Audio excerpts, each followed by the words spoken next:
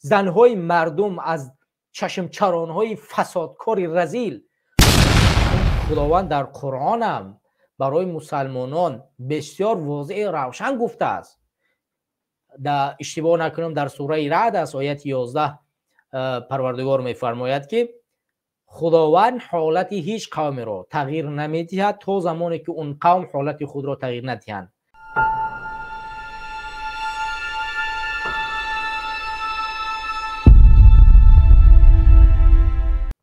مهاجران مهنتی تاجیکستان واقعا وضعیتشون در فدراسیون روسیه در حال بدتر شدن و بدتر شدن رفته ایستاده است، یعنی بدتر می شود هر روز. و دیدید که در سفارت در فرودگاه مهاجران مهنتی تاجیکستان در خط همون جایهایی که خوابند و برایشان غذا نمیتین، نوشابه نمیتین و این وضعیت همینطور بدتر می شود. چندین حرفای وجود دارد که من نسبت اونها حرف خواهم زد، خصوصا چیزی که محمد جان در اینجا ذکر کردن.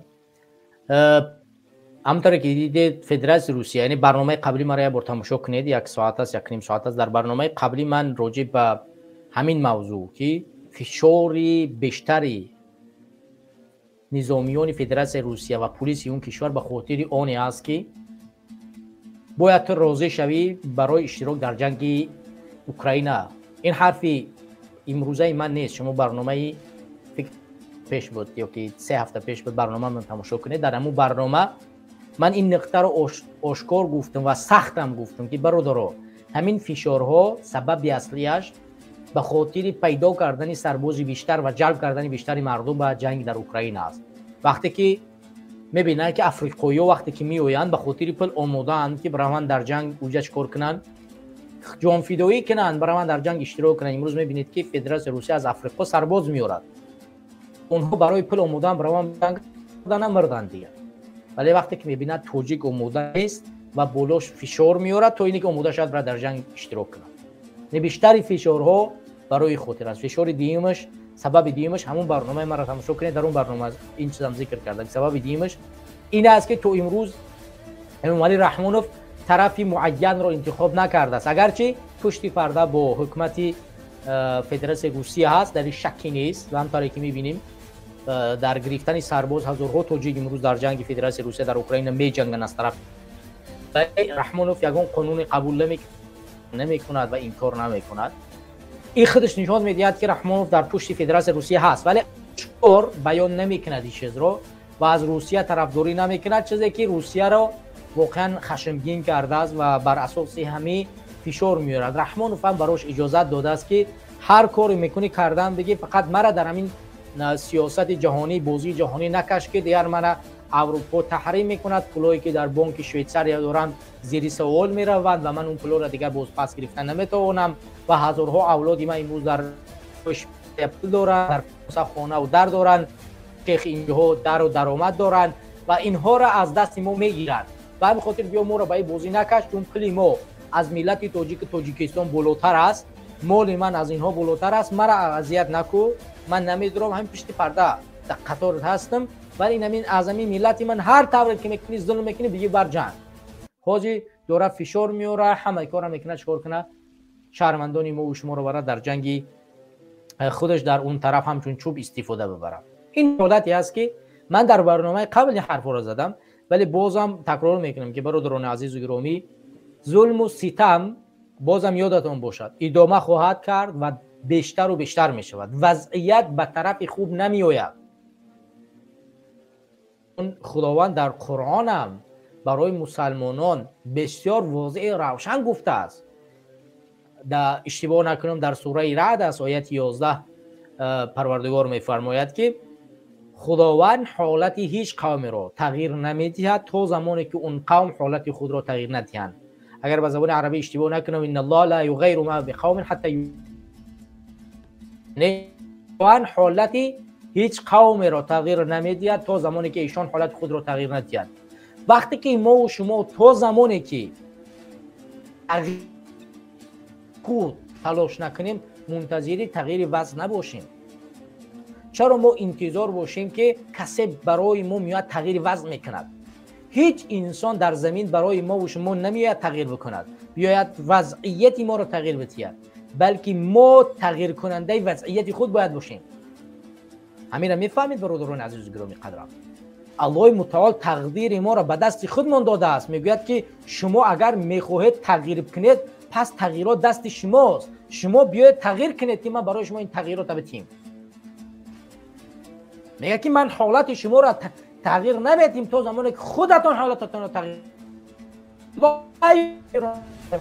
یا غیر. خوب دقت کنید.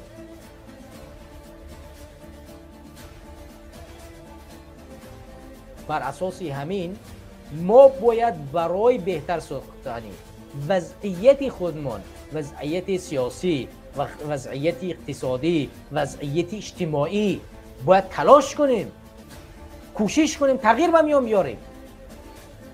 الله متعال برای ما این فرصت داده است، به دست خودمون گذاشته است. چرا ما تلاش نمی‌کنیم؟ چرا یعنی مبارزه نمیبریم برای این؟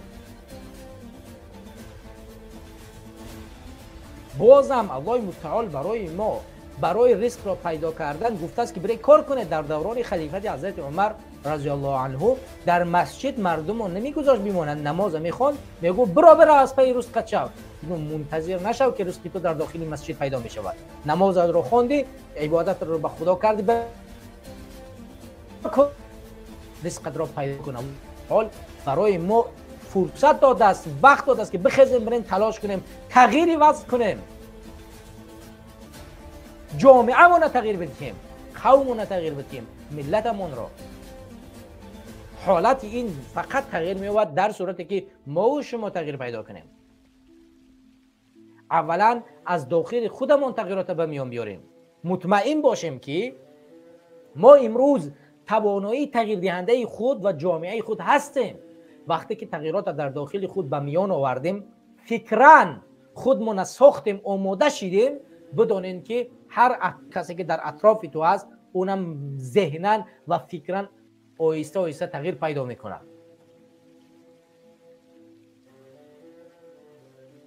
از امروزه تاجیکستان رو یک بار ببینیم. امروز در تلویزیون ها رقاصه، در کوچه های شهر دوشنبه و خوجند و دیگر مناطق دخته‌بازی، زنهای مردم از چشم چران های فسادکار رذیل روز ندارند. چشم چران ها در قد کوچه ها میستن، با ماشین های خود از کجای پول دزدی و حرامی و کثافتی را پیدا کردن، دخترای مردم را روز نمیدهند، نه دنبال زندگی و آرامش مردم هستند. چیکار میکنن؟ هر روز مردم رو به ذلت میبرند. ولی ما و شما اینجا ششتیم و میگیم که حالت تغییر میدیم، و وقتی که به تاجیکستان برمیگردیم میریم در ذلتی همین کثافتکاری و فسادکاری اینها داده میشیم و ما هم یک ماشین دیگر میخریم، بازم دخترای مردم ما و تو با اذیت میکنیم. ای برادر عزیز، یک مادری توست، خواهر تاجیکستانی خواهر توست و جامعه کرد به این فسادی که امروز در جامعه هست، ما منتظر تغییرات عمومی و کلی نباید باشیم. تغییرات کلی در صورت میآید که ما فکراً خود را بسازیم، آماده باشیم که جامعه ما مثل که امروز فکری ما ساخته شده است اینجور ساخته شود. اگر ما این گونه آماده باشیم، مطمئن باشه که آینده تاجیکستان ساخته می شود.